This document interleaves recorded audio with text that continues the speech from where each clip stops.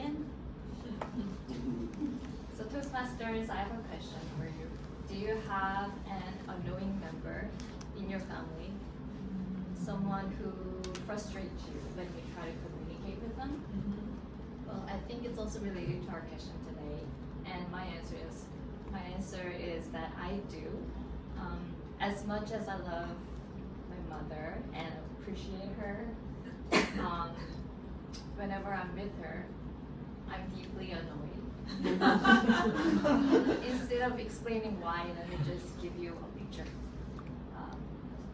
One day we were out shopping together, and that day I felt particularly good about myself, so especially about my looks. So I asked her, "Oh, Mom, look at my face today. Like, isn't my skin glowing?" And she looked at me for a few seconds and said, "Your pores are so big." What? So that hurt my feelings. I moved on. An hour later, I asked her the same question.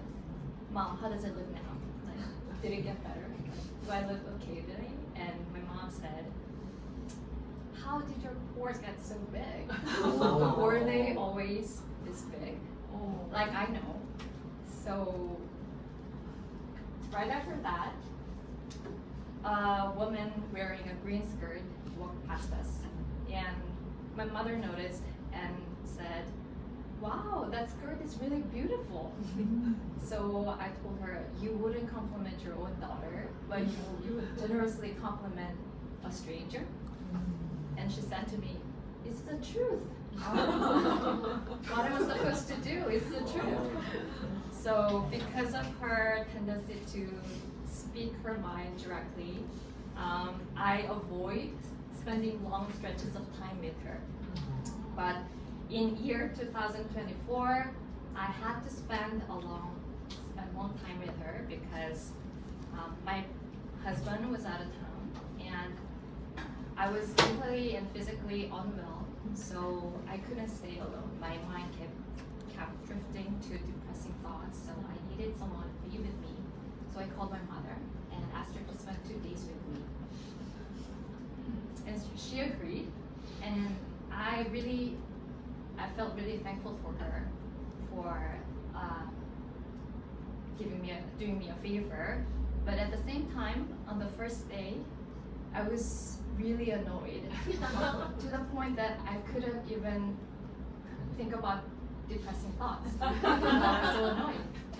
For example, I bought her lunch, and she said, "Oh, the food was so greasy, and the portion was so small. But thank you for buying lunch." And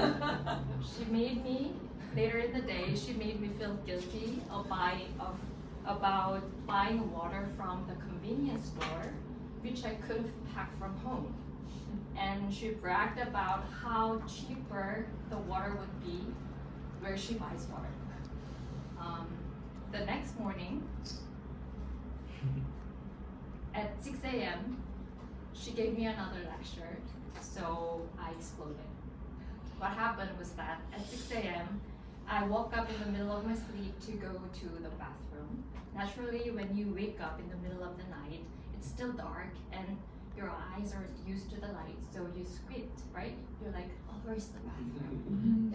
So I was going for the bathroom, squinting my eyes, and my mom pops out of nowhere, stands in front of me and says, "Stop squinting, you'll get wrinkles. Follow me. Follow me." So at that moment, all the frustration I've been bottling up inside exploded, and I just vented for 10 minutes about how she's making passing judgments about every little small things that don't matter, and as a result making the other person feel really bad. So I vented for 10 minutes, and after that, she said okay, and she turned around to go to the kitchen. But I knew by just looking at her back that she was not okay. And I just had the feeling because she had that ominous aura radiating from her back. And so I followed her into the kitchen, and I asked her, "What's wrong? Like, is something not sitting right with you? What's wrong? Did something I say hurt your feelings?" a couple of questions, she broke into tears. Mm. She didn't just cry, she just completely fell apart. She dropped to the ground. Her shoulders were heaving. She was gulping for breath. She was crying so hard, and she said, I want to go home. I want to go home. Everyone, your dad yells at me, and you yell at me. Everyone yells at me, and I'm always picked on. And even at church, church is an important community for her. Even at church, relationships are not easy. And I'm so exhausted of trying. And she kept crying. Deep down, I wanted to tell her to look back on her communication style, but I clearly couldn't do that. So I stood up and I took a moment to go to the bathroom. And I opened the bathroom door and I noticed something that I hadn't before. It was that the bathroom, which I hadn't cleaned for I don't know how long, was clean. And the rooms were dusted, and the dishes were washed, and the dirty corners of the house and dirty windowsills were wiped. And on the kitchen counter, which was empty before she came, there were lines of food containers containing delicious food, which she prepared for me at dawn, even before I woke up at 6 a.m. So I suddenly realized that she's been screaming her love for me with her actions, but I've only been looking at her hurtful words. In Gary Chapman's book, The 5 Love Languages, he says that just as we all speak different languages, English, Korean, people have different ways of expressing love. For it took my entire life to realize that my mom speaks with her actions and not her words. Since that event, whenever I hear something hurtful, whenever I hear something problematic, I try to focus on what she's doing rather than what she's saying. And that makes me understand what her words fail to convey. Thank you.